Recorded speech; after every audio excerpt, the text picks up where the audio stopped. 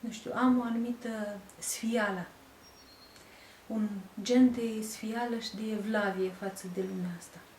Până nu încerci să vezi în trecutul tău, să faci câțiva pași către proprii strămoși, nu vei putea să înțelegi, să le îmbraci hainele. Trebuie să păstrăm reperele, măcar să știm ce a fost.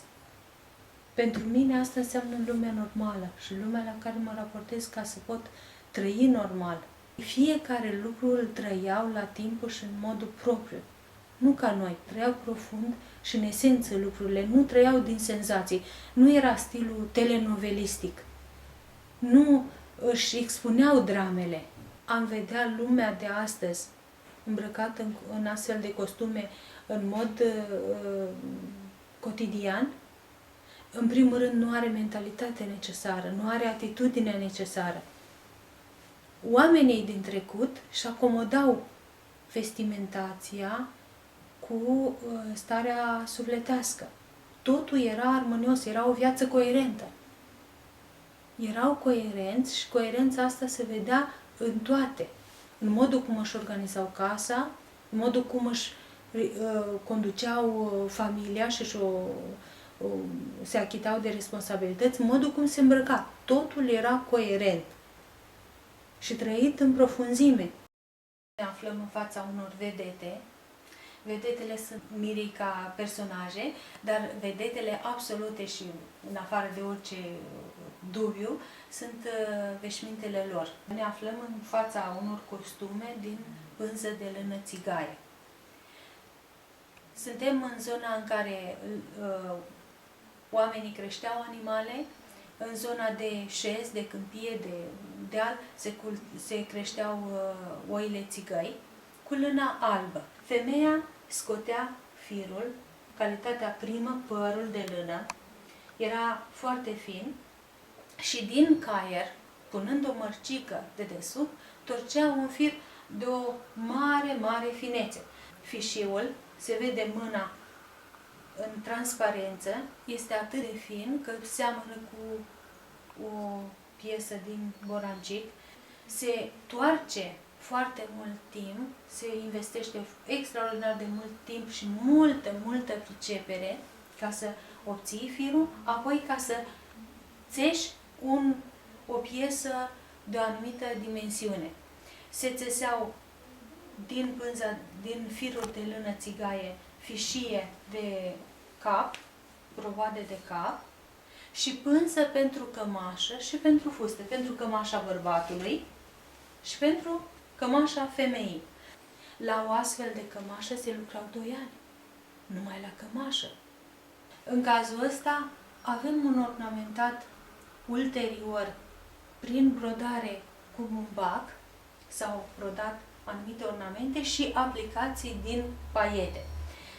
Piesa de jos, în schimb, combină lâna cu bumbacul. Efectul, alternanța bumbac-lână cu tonuri diferite de alb creează un efect cromatic deosebit și decorează foarte frumos piesa. Costumul mirelui nu este diferit de costumul festiv, deci costumul de sărbătoare, decât prin atenția care îi se acordă la împodobire și prin menirea lui de a îmbrăca bărbatul într-un moment poate cel mai important din viața lui.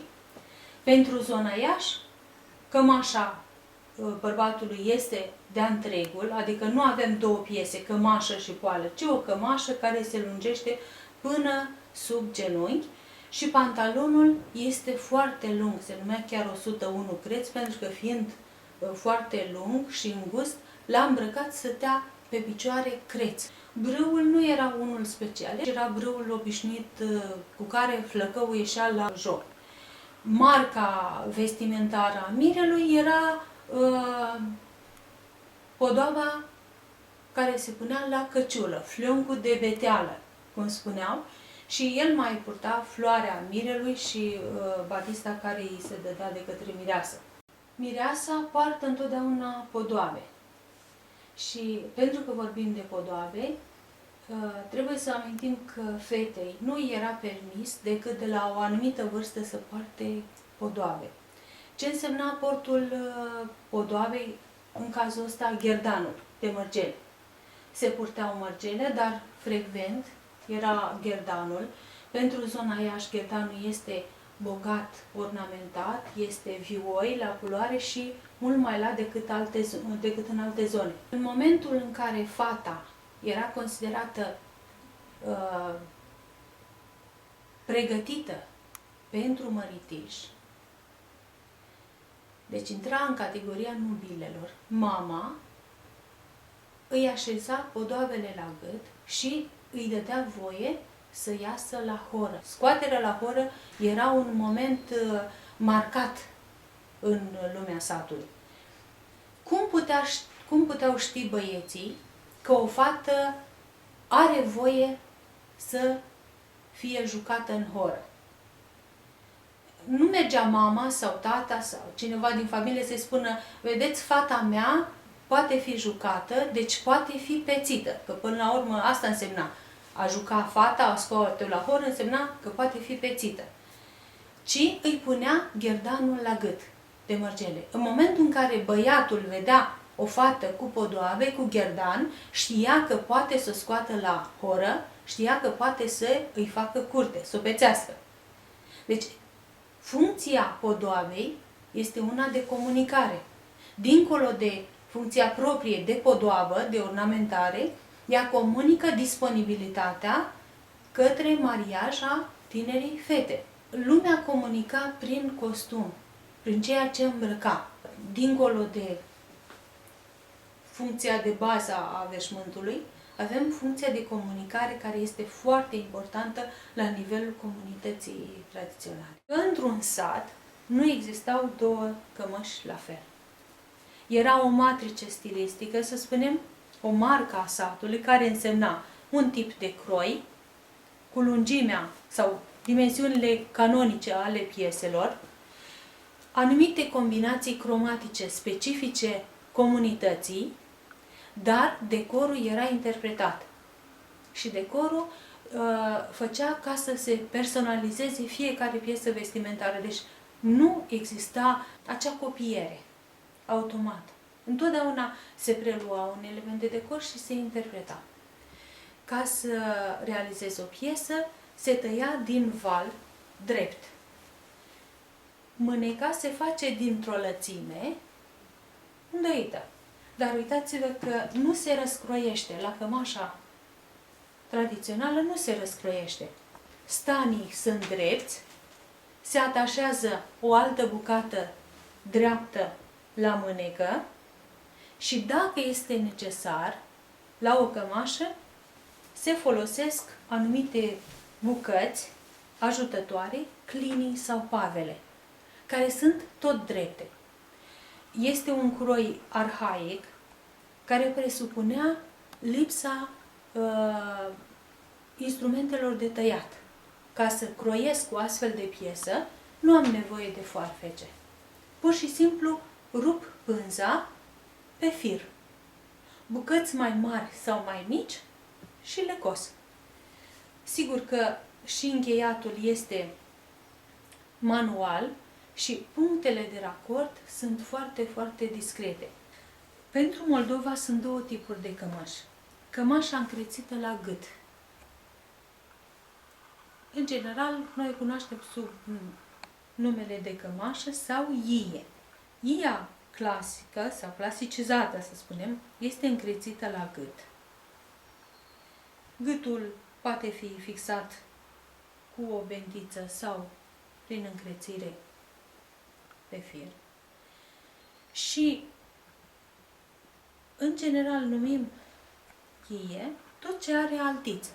Altița este acest ornament din zona umărului dispus transversal față de mânecă. Și de aici termenul cămașă cu altiță. În general, cămașa din Moldova are râuri care sunt dispuse fie vertical, fie costișel, adică oblic pe mânecă și pe dinăinți. Aceștia sunt dinăințe. Spatele de regulă rămâne neornamentat, pentru că peste cămașă se îmbracă bundița. Răscroiul bundiței este destul de larg și atunci, în zona aceasta de racord, se ornamentează cămașa. Sunt valorizate întotdeauna liniile de racord. Noi, în general, ascundem cusăturile la haină. Țăranca ce făcea? Le punea în valoare. Pentru că, în loc să încheie pur și simplu bucățile, printr-o cusătură obișnuită, tivea cu găurele fiecare bucată și încheia cu cheițe. Fie în culoarea albă, fie colorat. Deci este o valorizare a liniilor de croi. Și aici vedem și dublura ornamentală. Și această valorizare concura, să spune, contribuia la efectul artistic al piesei, dar în același timp ornamentul pe lung era făcut să subțieze, să creeze impresia de zveltețe. Față de alte piese, această cămașă este extrem de importantă. De ce? Pentru că aici avem un martor cultural. Este un stil de broderie care putem să spunem că urcă cel puțin până în perioada medievală. E o broderie la fir. Pentru că și în tehnicile de brodat putem vorbi de cronologie. Ultima achiziție culturală fiind broderia în cruci. Ori broderia cu cruciulițe este o tehnică de secol 20. Este o achiziție târzie în comunitatea tradițională. Și pe baza acestei tehnici, noi datăm anumite piese, pentru că se datează după tehnică și după materialul folosit la realizarea unei piese. În cazul ăsta avem o cămașă evoluată, să spunem, care păstrează ca martor cultural, ca element de decor altița. Altița nu mai este funcțională, ci s-a calificat ca element de decor în modalitățile de ornamentare, să spunem. Una foarte valoroasă este decorul realizat din pânză cruțată. Adică decorul principal este frunzulița aici. Dar nu ea este cea brodată, ci s-a brodat în jurul ei și s-a cruțat pânza albă pentru a realiza decorul de frunză. Doar nervura este brodată. Este un stil vechi de ornamentare. Pentru Moldova vorbim de două tipuri de fustă sau fotă pentru femeie. E vorba de fusta creață din macat, încrețită în brâu, și de catrință. Termenul tehnic este de fotă. Termenul popular pentru toată Moldova este de catrință. Și catrința ce este? Un dreptunghi. Deci un dreptunghi de stofă subțire, dar este o stofă specială, făcută din păr de lână. Catrința acoperă partea de jos a femeii. Croiul este arhaic, neevoluat, vedem că pur și simplu este un dreptunghi de pânză, dar ornamentarea a fost întotdeauna punctul tare al femeii. Toate catrințele au bete, sus și jos, mărginite de curcubeie. Se numesc curcubeie pentru că sunt mai multe vrăstuțe. Pentru că această piesă este una rezistentă, ea era folosită un număr mare de ani. Dacă se foloseau culori la lână, culori vegetale la vopsitul lânii, acestea erau rezistente în timp. Fibra era rezistentă. O catrință o purta o femeie poate 20-30 de ani, dar în 20 de ani o femeie îmbătrânește. Și atunci, ca să o poată purta, îi făcea betele diferite. De ce? Bata deschisă la culoare, bata roșie deschisă, este o bată pe care o poartă tânăra fată sau tânăra nevastă. Deci, o femeie tânără va purta catrința cu bata roșie deschisă în jos. Pe măsură ce trece timpul și ea îmbătrânește, va schimba bata, va pune o bată mai închisă, iar la femeile bătrâne este maro chiar spre aproape de negru.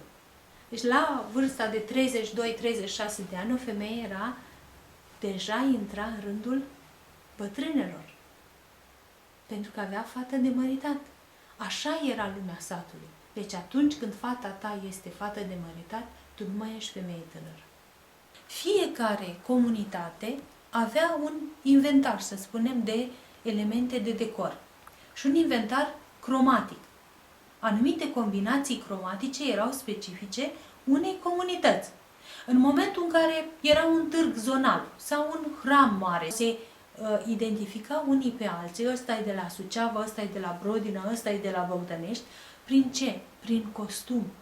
Costumul, înainte de a spune omul respectiv sunt din cutare loc, trăda apartenența. De exemplu, suntem în fața unei catrințe de rădăuți. De ce? De unde știu eu lucrul ăsta? Îmi spune bata asta deasă, care nu lasă să se strevadă vârstele din trupul catrinței. Pe când cele, să spunem, de Valea Bistriței, în catrința de Valea Bistriței, vârstele se străvăd. Pe vârstele ce alternează pe trupul catrinței, apar elemente de decor geometrice. Mai mult, ele se revendică spațiului transilvanean. Și ajungem la o catrință de Basarabia. O catrință basarabeană actuală, dar făcută din păr de lână, care probabil a rămas de pe la bunici de undeva, Ce este interesant că merge pe tiparul vechi, dar deși ea folosește, în această piesă se folosesc și, să spunem, materiale extrem de actuale și de noi, deci vorbim de un mod arhaic de ornamentare. De ce? Pe câmpul catrinței sunt vârstele de culoare care alternează și miezul fiecarei vârste este realizat din pestriț. Se numește pestriț modul de realizare a unor vârste din culori diferite. Costumul de copil. Deci, ornamentul este în zona gâtului și a gurii cămășii, încheierea cu cheiță, probabil este o cămășuță pe care au îmbrăcat-o la Paști, că este mai slab ornamentată, dar totuși cu grijă. Deci este sigur o cămașă de sărbătoare, ori sărbătoarea cea mai importantă a țăranului era Paștele. Se foloseau acele culori care indicau sexul copilului și întotdeauna, fie că erau băiat sau fată, se cosea cu roșu un oarecare ornament sau mai multe pentru a fi protejat. Deci funcția apotropaică a roșului. De asta este și prezent la fete roșul, pentru că ele erau foarte frumoase, foarte tinere, mereu în atenție și se puteau deochea. Eu asta văd în costum. O comunicare a interiorului, a sufletului. Eu am văzut nu mai departe decât anul trecut femeie care spunea așa, la 85 de ani: am acasă o cămașă populară cusută de mama când era gravidă cu mine. Și când îmi este dor de mama, scot cămașa și mă uit la ea.